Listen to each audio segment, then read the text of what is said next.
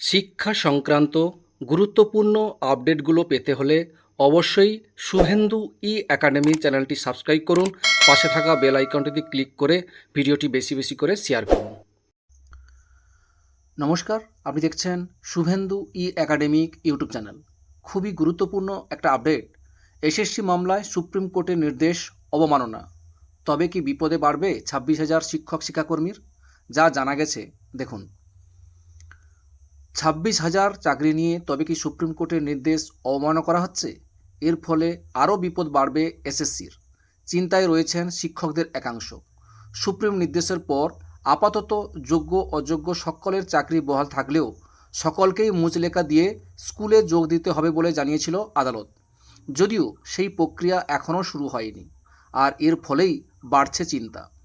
নিয়োগে দুর্নীতির অভিযোগে 2016 সালের গোটা প্যানেল বাতিল করেছিল কলকাতা হাইকোর্টের স্পেশাল ডিভিশন বেঞ্চ। চাকরি যায় প্রায় 26,000 জনের। পরে সেই রায়কে চ্যালেঞ্জ জানিয়ে সুপ্রিম কোর্টে যায় রাজ্য।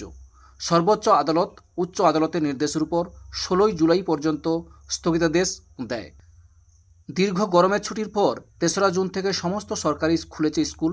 2016 এসএসসি প্যানেলের সমস্ত শিক্ষকরা কাজে যোগ দিতে চলেছেন ছুটির পর, কিন্তু স্কুলে শিক্ষক ও শিক্ষাকর্মীরা যোগ দিলেও মুচলেখা দিচ্ছেন না। সরকারি স্তরে সেই সংক্রান্ত কোনো নির্দেশিকাও নেই। সুপ্রিম কোর্টের নির্দেশ না মানায় এতে আদালত অবমাননা হবে কিনা তা নিয়ে প্রশ্ন উঠছে বিভিন্ন মহলে। সুপ্রিম কোর্ট জানিয়েছিল, যতদিন বিচার প্রক্রিয়া চলবে ততদিনই চাকরি থাকবে সবার। পরে বেআইনি নিয়োগের অভিযোগ যার বিরুদ্ধে প্রমাণিত হবে তার চাকরিই যাবে। পাশাপাশি তাকে এতদিন পাওয়া বেতনের টাকাও ফেরত দিতে হবে।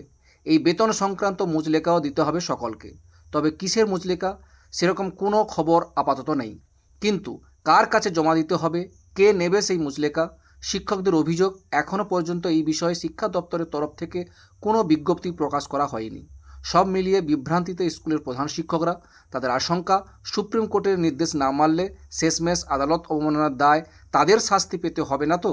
এই বিষয়ে এক জেলা আধিকারিক বলেন, এই বিষয়ে শিক্ষা দপ্তরের কাছ থেকে তাদের কাছে কোনো স্পষ্ট নির্দেশ আসেনি। এমনকি সুপ্রিম কোর্টের রায়ের বিষয়টিও তাদের স্পষ্টভাবে জানা নেই। একবার নির্দেশ পেলেই তারা আদালতের কথা মতো কাজ করবেন। এই ছিল একটা আপডেট, আপনাদের সঙ্গে শেয়ার করলাম। ভিডিওটি দেখার জন্য অসংখ্য অসংখ্য ধন্যবাদ।